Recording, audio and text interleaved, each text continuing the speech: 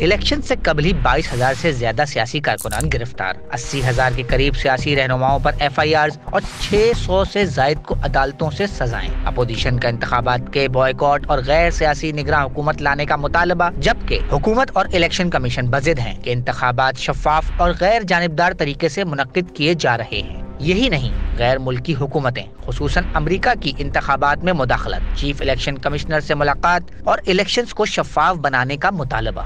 सुनने में तो ये सूरत हाल पाकिस्तान से काफी मिलती जुलती लगती है, मगर ये बात हो रही है साबका मशरिकी पाकिस्तान और मौजूदा बांग्लादेश की, जिसमें खालिदा जिया की बांग्लादेश नेशनलिस्ट पार्टी, जमात इस्लामी और दीगर अपोजिशन जमातें मौजूदा वजीर आजम हसीना वाजिद, जो कि 2006 से बरसरे इख्तिदार है, के खिलाफ एहतजाज कर रही हैं। बांग्लादेश को डेमोक्रेसी आया 91-92 में, तो ऑलमोस्ट 30-32 साल से कोई इलेक्शन के वजह से ये पार्टी पावर को आता है। लेकिन जो हुआ है कि 2006 से तो शेख हसीना पावर में है, प्राइम मिनिस्टर है, तो तब से 2011 में वो चेंज किए कॉन्स्टिट्यूशन को, जहाँ जिसमें जो केयर टेकर गवर्नमेंट जो पाकिस्तान में जैसे होता है, क्या बांग्लादेश में वही शेख हसीना डिमांड करके लाए थे जब वो अपोजिशन में थे।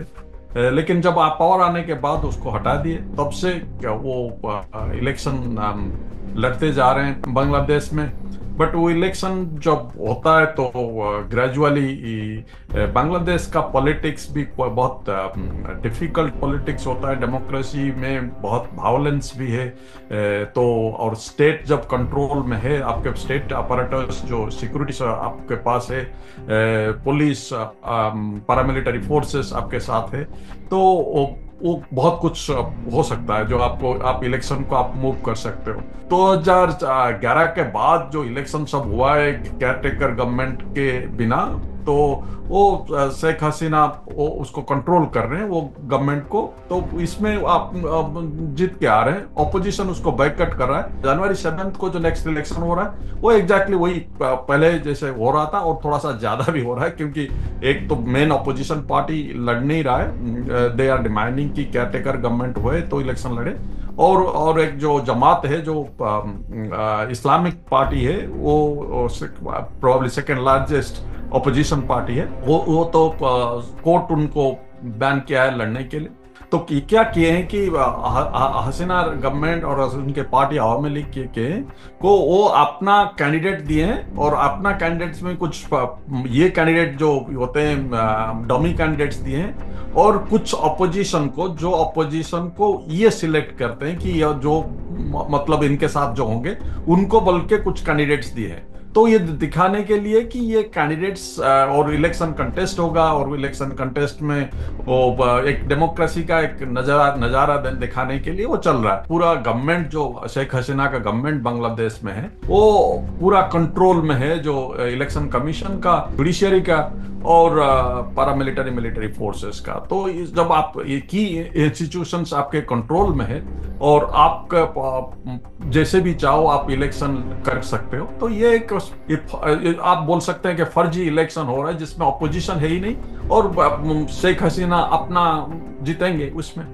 कोई ये नहीं है। बांग्लादेश में 40 लाख से ज्यादा अफराद गारमेंट की सनत में काम करते हैं और मुल्क की 85% बरामदात, जिसका हुजूम $47 अरब बनता है, टेक्सटाइल इंडस्ट्री से वाबस्ता है। हालिया दिनों में गारमेंट इंडस्ट्री से वाबस्ता लोगों ने तनख्वाहों में इजाफे के लिए जबरदस्त एहतजाज किया, और ये कहा जा रहा है कि शेख हसीना हुकूमत से उनकी नाराजगी इंतखाबात पर भी असरअंदाज हो सकती है। ग्रॉस नेशनल जो इनका जो इकोनॉमिक ग्रोथ हुआ है वो बहुत अच्छा हुआ है बांग्लादेश में।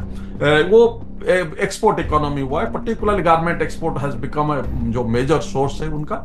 लेकिन बात है कि जो लोग हैं जो काम कर रहे हैं गारमेंट फैक्ट्री में, वो फैक्ट्री वर्कर्स बहुत कम पैसा देते हैं, उनका कोई प्रोटेक्शन नहीं है। वो बहुत चीज एक्चुअली वो जो वेस्ट उसका जो यूरोप, अमेरिका और ऑस्ट्रेलिया वो जो चीप पहनने के लिए वहीं से कपड़ा लाता है, लेकिन जो वर्कर्स वहां पे गारमेंट वर्कर्स उनको पैसा नहीं मिलता। वो इसीलिए वो स्ट्राइक किए थे पैसा लेने के लिए। ऑफकोर्स थोड़ा सा अपोजिशन भी उनके साथ दिया था, लेकिन गवर्नमेंट ने उसको सप्रेस किया बहुत बुरी तरह। 4 गारमेंट वर्कर्स मरे हैं at least, and there have been at least 12 to 13,000 or more cases have been lodged इनके अगेंस्ट में।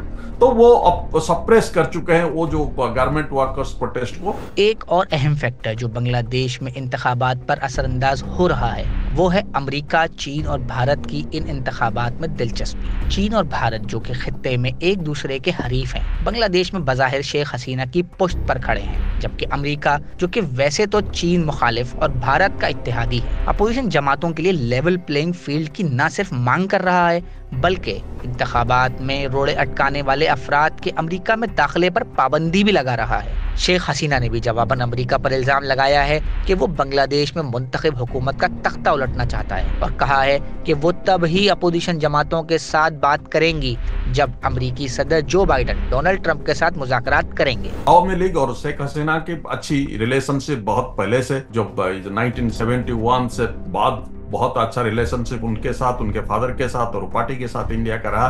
तो वो इंडिया का साथ उनका रिलेशनशिप ऐसे नहीं है कि मोदी गवर्नमेंट में, उससे पहले भी था। लेकिन जो चाइना के साथ, क्योंकि वो शेख हसीना इज ऑल्सो की बहुत अच्छी तरह वो मैनेज किए हैं इंडिया चाइना को कैसे एक के अगेंस्ट में दूसरा।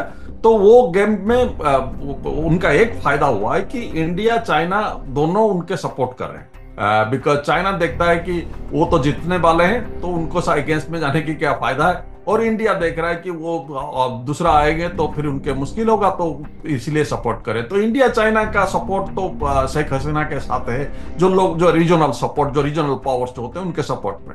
अमेरिका ने कुछ दिन पहले से वो ऑब्जेक्ट किया है, क्योंकि देखा है कि अमेरिका का जो पॉलिटिक्स है, अमेरिका देख रहा है कि बांग्लादेश जा रहा है चाइना के साथ, तो अमेरिका ने उसको जो कंट्रोल लाने के लिए तो ये कर रहा है कि उसका डेमोक्रेसी के ऊपर जो कुछ पार्टी लीडर्स है उनको भी सैंक्शंस किया है। तो ऐसे चल रहा है कि अमेरिका को जो एक ही कंट्री है जो वोकली आस्किंग फॉर कि फ्री एंड फेयर इलेक्शन हो, बट ये रीजन डेमोक्रेसी से ज्यादा उनका इंटरेस्ट है कि बांग्लादेश का जो चाइना के तरफ जो मूव है उसको कंट्रोल करना, मुझे जो लगता है। और यूरोप चुपचाप बैठा है, यूरोप का कोई बहस नहीं है, यूरोप अभी तक कोई बात नहीं कर रहा है कि इसके बारे में। यूरोप का तो बहस इंटरनेशनली बहुत कम हो चुका है, तो इसीलिए पूरा जो ये वो शेख हसीना जो डिवीजन है वर्ल्ड में उसका फायदा ले रहे हैं। एंड उसको वो भी अमेरिका का जो ये है जो ऑब्जेक्शन है कि अमेरिका का जो ऑपोजिशन है वो इतना सीरियस नहीं ले रहे हैं कि शेख हसीना उसको, तो इसका में कोई इंटरनेशनल ऑपोजिशन का कोई फायदा मुझे नहीं लग रहा है कि इतना ज्यादा पड़ेगा उनका बांग्लादेश में। मज़ीद न्यूज़ अपडेट्स और डिजिटल स्टोरीज के लिए सब्सक्राइब करें डॉन न्यूज़ पाकिस्तान।